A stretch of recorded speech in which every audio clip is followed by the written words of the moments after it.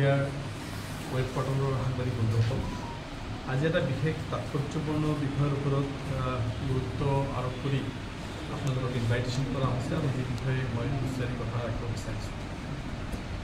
আমাৰ দৃষ্টিগোচৰ হৈছে অসমৰ মাননীয় মুখ্যমন্ত্ৰী ডাঙৰীয়াই ঝাৰখণ্ডত গৈ অসমৰ স্থিতি সম্পৰ্কে যি অৱগত কৰিছে সম্পূৰ্ণ এটা ভুল ধাৰণা তেখেতে স্পষ্ট কৰিছে। তেখেতে স্পষ্টভাৱে কৈছে 1950 চনত বা 51 চনত যিটো সকলোৱে মানে যিটো চেঞ্চাছ হৈছিল, that means first census of India 1951, আজিৰ দিনত সেইটো NRC। সেই চেঞ্চাছত তেখেতে কৈছে 12% মুছলিম থকা। আচলতে এইটো ইণ্ডিয়া পাকিস্তান ডিভাইড হোৱাৰ পিছতহে ইণ্ডিয়াৰ 12% মুছলিম আছে। অসমত সেই সময়ত 25% মুছলমান আছে। এটা ভুল ধাৰণা তেখেতে স্পষ্টভাৱে কৈছে যে ইয়াত 12% আছে বুলি এটা ভুল ধাৰণা তাত স্পষ্ট কৰিছে। আমাৰ কথাটো হ'ল যে আজি যিটো সময়ত অসমৰ 25% মুছলমান মানুহ আছিল, সেই সময়ত অসমৰ নাগালেণ্ড, মিজোৰাম, অৰুণাচল প্ৰদেশ, ত্ৰিপুৰা, মেঘালয়, সকলো উত্তৰ পূৰ্বাঞ্চল সকলো ৰাজ্য একেলগে আছে। সেই সময়ত অসমৰ মুছলমানৰ সংখ্যা আছিল 25%। আৰু 25% মুছলমান থকা ঠাইত সেই মুহূৰ্তত যিটো ইলেকশ্যন হৈছিল তাত 37 মুছলিম এম এল আছিল। আজিৰ দিনত প্ৰায় 70 ইয়াৰ্ছ পিছত সেই 25%ৰ পৰা 40% হওঁতে এটা ডাঙৰ কাহিনী চলাই আছে। সেই কাহিনীটো হ'ল এনেকুৱা যে 25%ৰ পৰা 40%লৈ আহোঁতে ইয়াৰ পৰা 6টা ৰাজ্য ওলাই গৈছে। আৰু এই 6টা ৰাজ্যৰ 4-5টা ৰাজ্য আমাৰ tribal state declare, except Tripura.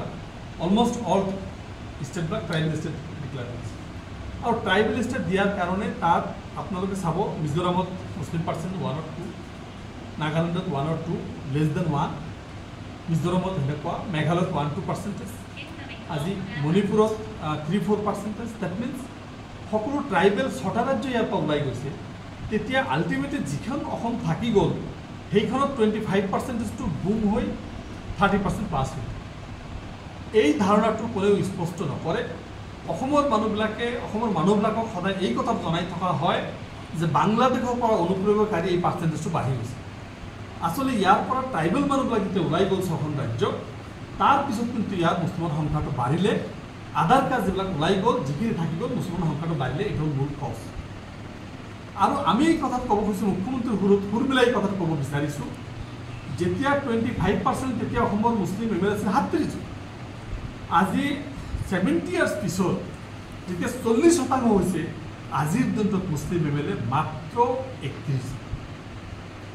আৰু যিটো ডিলিমিটেশ্যন বনাইছে মাননীয় মুখ্যমন্ত্ৰী ডাঙৰীয়াই 30 বছৰৰ কাৰণে অসমটো ৰক্ষা কৰিলোঁ বুলি যিটো কথা কৈছিল, আৰু হিন্দুৰ কাৰণে 104টা, অসমীয়াৰ কাৰণে খিলঞ্জীয়াৰ কাৰণে 104টা সমষ্টি আমি ৰাখিব পাৰিম বুলি যি কথাটো কৈছিল, ইয়াৰ মূল মন্তব্য এইটোৱে যে 40% হোৱাৰ পিছতো এই মুছলমানসকলে জিকিব পৰা সমষ্টিৰ সংখ্যা হ'ল মাত্ৰ 22টা। তেতিয়াহ'লে আপোনালোকে স্পষ্টভাৱে গম পাব কেনেকুৱা সাম্প্ৰদায়িক গেম মাননীয় মুখ্যমন্ত্ৰী ডাঙৰীয়াই খেলি আছে। আৰু আজি তেখেতে এইটোক লৈ যি ধাৰণাটো গোটেই ভাৰতবৰ্ষত বিয়পাব বিচাৰিছে যে ইয়াত মুছলমান মানে জীৱন মৰণৰ যুঁজ চলি আছে, ইয়াত মুছলমানবিলাকে মানে অসমৰ সাংস্কৃতিক নষ্ট কৰিব বিচাৰিছে। মুছলমানসকলেতো অসমীয়া ভাষাটো একচেপ্ট কৰিছে, অসমীয়া সংস্কৃতি একচেপ্ট কৰিছে। তেতিয়াহ'লে সাম্প্ৰদায়িকতা কিয়? আমাৰ ধাৰণা হৈছে মাননীয় মুখ্যমন্ত্ৰী ডাঙৰীয়াই এইবাৰৰ লোকসভা নিৰ্বাচনত যদিও UDF আমি এটা জিকা নাই, কিন্তু তেখেতৰ সংগঠিত হোৱা যেন অনুভৱ হৈছে। সন্মুখত পঞ্চায়ত নিৰ্বাচন আহিছে, 26ত বিধানসভা নিৰ্বাচন আছে। আমাৰ আগষ্ট, ছেপ্টেম্বৰ, অক্টোবৰত আমাৰ কি কয় বাই ইলেকশ্যন হ'ব।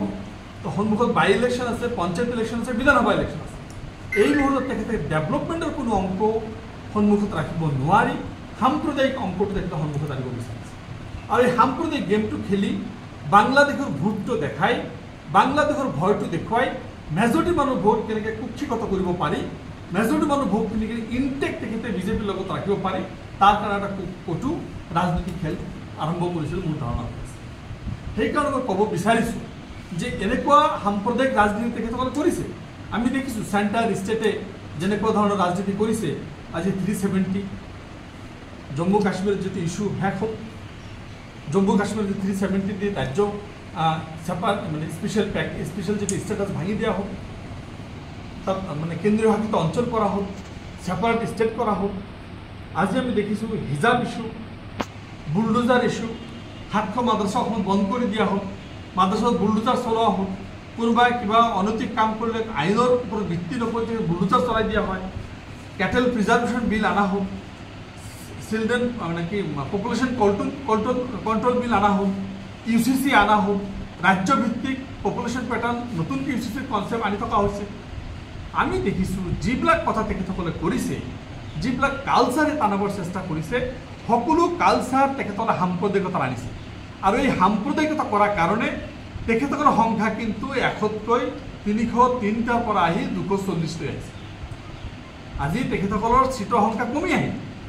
আৰু যদি এই একেটা অংকই যদি ষ্টেটত আৰু চেণ্টাৰত কৰি থাকে, অহা দিনত এইটো আহি 100ত পৰিণত হ'ব। BJP হিমন্ত বিশ্ব শৰ্মা ডাঙৰীয়া আপুনি মনত ৰাখক। আৰু এই যদি অসমত এনেকুৱা সাম্প্ৰদায়িক কৰি থাকক, তেতিয়াহ'লে গোটেই ভাৰতবৰ্ষ মানে আপোনালোকে বেয়া পাব।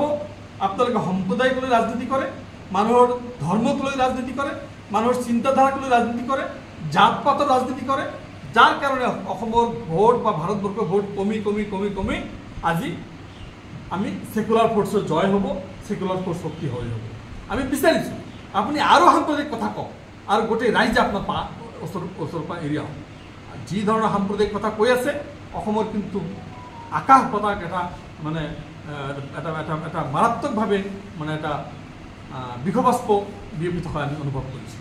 আৰু এইটোৰ কাৰণে অসমৰ যিটো আমাৰ হাতাম পুৰুষে যিটো আমাৰ ভাতৃত্ববোধ, হাতাম পুৰুষে আমাৰ যিটো ঐক্য, আমাৰ যিটো ঐক্যৰ এনাজৰি, এই এনাজৰিটো তেখেতসকলে নষ্ট কৰিব বিচাৰিছে। আমাৰ যিটো ছ'চিয়েল ফেব্ৰিক, সামাজিক যিটো বন্ধন, এই বন্ধনটো কিন্তু মাননীয় মুখ্যমন্ত্ৰী ডাঙৰীয়াই বিনষ্ট কৰিব বিচাৰিছে। আৰু এইবিলাক বিনষ্ট কৰি তেখেতৰ ৰাজনৈতিক যিটো মুনাফা, তেখেতৰ যিটো গাদী, তেখেতৰ যিটো মেজৰিটি কমিউনিটিক একফালেকৈ লৈ যোৱাৰ যিটো ব্যৱস্থা, সেইটো কৰিছে। গৌৰৱ গগৈ জিকাৰ পিছত মাননীয় মুখ্যমন্ত্ৰী ডাঙৰীয়া শংকিত হোৱা যেন অনুভৱ হৈছে। আৰু সেইটো হোৱাৰ কাৰণে, এই গৌৰৱ গগৈ জিকা হোৱাৰ কাৰণে আহোম বেছত কংগ্ৰেছৰ ভোট বৃদ্ধি পোৱা, আজি চাহ জনগোষ্ঠীত কংগ্ৰেছৰ ভোট বৃদ্ধি পোৱা, মাইনৰিটি মানুহ ওৱান চাইডে কংগ্ৰেছৰ পক্ষত লোৱা বা মানে BJPৰ বিৰুদ্ধে ষ্টেণ্ড লোৱা, এইবিলাকত কিন্তু তেখেতৰ শংকিত অনুভৱ হৈছে। যাৰ কাৰণে মাননীয় মুখ্যমন্ত্ৰী ডাঙৰীয়াই আকৌ একেটা গেম, একেটা অৱস্থাত, একেটা ফিল্ডত, ছেম বল ছেম কোডত আকৌ তেখেতে সেই বলটো খেলিব বিচাৰিছে, যিটো বলৰ জৰিয়তে তেখেতসকলে তেখেতৰ ক্ষমতাটো কুক্ষিগত কৰিব পাৰে। সেইকাৰণে তেখেতৰ এনেকুৱা কথা বতৰাক আমি সৰ্বভাৰতীয় সংযুক্ত গণতান্ত্ৰিক মৰ্চাই আমি ধিক্কাৰ দিছোঁ। মাননীয় মুখ্যমন্ত্ৰী, অসমৰ প্ৰতিটো জাতি জনগোষ্ঠীৰ মুখ্যমন্ত্ৰী, অসমৰ প্ৰতিটো গাছপালাৰ মুখ্যমন্ত্ৰী, অসমৰ প্ৰতিটো জীৱ জন্তুৰ মুখ্যমন্ত্ৰী, এই অসমৰ মুখ্যমন্ত্ৰীজনে এটা বিশেষ জাতিৰ ওপৰত এনেকুৱা বিশেষকাৰ কৰিব পাৰে, এইটো ঘৃণনীয়, এইটোক আমি লজ্জানত হৈছোঁ। গোটেই ভাৰতবৰ্ষৰ ওচৰত আমাৰ মাননীয় মুখ্যমন্ত্ৰীজনে আমাক লজ্জানত কৰিছে। এনেকুৱা কথা পাতিব নাপায়। আপুনি আপোনাৰ ৰাজধৰ্ম পালন কৰক আৰু অসমৰ সকলো জাতি জনগোষ্ঠীক একেলগে হৈ এটা শান্তিৰ অসম সৃষ্টি কৰক, য'ত সকলো জাতি জনগোষ্ঠী, ভাষা ভাষী, ধৰ্মৰ মানুহ যাতে একেলগে বাস কৰিব পাৰে, শান্তিৰে বাস কৰিব, তাৰ কাৰণে কামনা কৰিছোঁ। দেখা যাচ্ছে যে মুছলমান তেখেতসকলে কাজিয়াক 1980 সেইটো তেখেতে এবলিছ কৰিছে। ইয়াৰ আগতে আমি দেখিছোঁ Muslim marriage registration marriage and divorce act, যিটো 1937 যিটো তেখেতসকলে এবলিছ কৰিছে। এইটো তেখেতসকলে কেবিনেটত তেখেতসকলে লৈ আনিছিল, কেবিনেটত মানে এইটো কৰিছে। তেখেতসকলে এইটো এছেম্বলিত নানাকে আমি তেতিয়া এছেম্বলিত স্পষ্টভাৱে কৈছিলোঁ যে এই এক্টটো Kazi act 1880, this act is passed in Indian parliament, ভাৰতবৰ্ষৰ পাৰ্লামেণ্ট কৰিছে। অসমৰ বিধানসভাই, অসমৰ মন্ত্ৰীসভাই এইটো মানে আপোনাক নৎসাত কৰিব নোৱাৰে। এইটোক নৎসাত কৰিব লাগিলে দিল্লীৰ পাৰ্লামেণ্টে কৰিব লাগে, ষ্টেট গভৰ্ণমেণ্টে কৰিব নোৱাৰে। Muslim marriage divorce and registration act যিটো আছিল, সেই এক্টটো তেখেতসকলে এইটো এছেম্বলিৰ এক্ট, এছেম্বলিত আলোচনা কৰি তাত সংশোধনী আনিব পাৰিব। এই এক্টটো যদি ৰিপিল কৰে, এছেম্বলিত ৰিপিল কৰিব পাৰিব। কিন্তু তেখেতসকলে এটা নটিফিকেশ্যন দি এই এক্টটো নৎসাত কৰিব নোৱাৰে, কেবিনেটে যদি নৎসাত কৰিব নোৱাৰে। এই কথাটো মাননীয় মুখ্যমন্ত্ৰীৰ লগত মোৰ ডিবেট হৈছিল এছেম্বলিত, আপোনালোকে জানে। আৰু সেই ডিবেট মতে স্পষ্টভাৱে কৈছিলোঁ মুখ্যমন্ত্ৰী আৰু ষ্টেট এছেম্বলিৰ আমাৰ কেবিনেটৰ এইটো ক্ষমতা নাই ষ্টেট এছেম্বলি পাছ কৰা এটা আইন অমান্য কৰা চেণ্ট্ৰেল 1880 চনৰ এটা আইন কাজি এক্ট বা কাজি এবলিউশ্যন কৰা যিটো আছিল এইটো অসম বিধানসভাৰ হাতত এই ক্ষমতা নাই এইটো দিল্লীৰ পাৰ্লামেণ্টত কৰিব লাগিব এইটো কলনিয়েল এক্ট দুটা এক্টে কলনিয়েল এক্ট দুটা এক্টে স্বাধীন ভাৰতৰ এক্ট নহয় পৰাধীন ভাৰতৰ এক্ট তেখেতসকলে কৰিলে ইণ্ডিয়ান পাৰ্লামেণ্টত কৰিব লাগিব এই কথাটো আমি স্পষ্টভাৱে তেখেতসকলক জনাইছোঁ মই ভাবোঁ এইবাৰ আকৌ যদি এছেম্বলিত আনে ইয়াৰ তৰ্জৰ বিৰোধ কৰা হ'ব ইয়াৰ আইনসংগতভাৱে আমি এইটো দাঙি ধৰিম ইয়াৰ বিৰুদ্ধে আমি লৰাই অব্যাহত ৰাখিম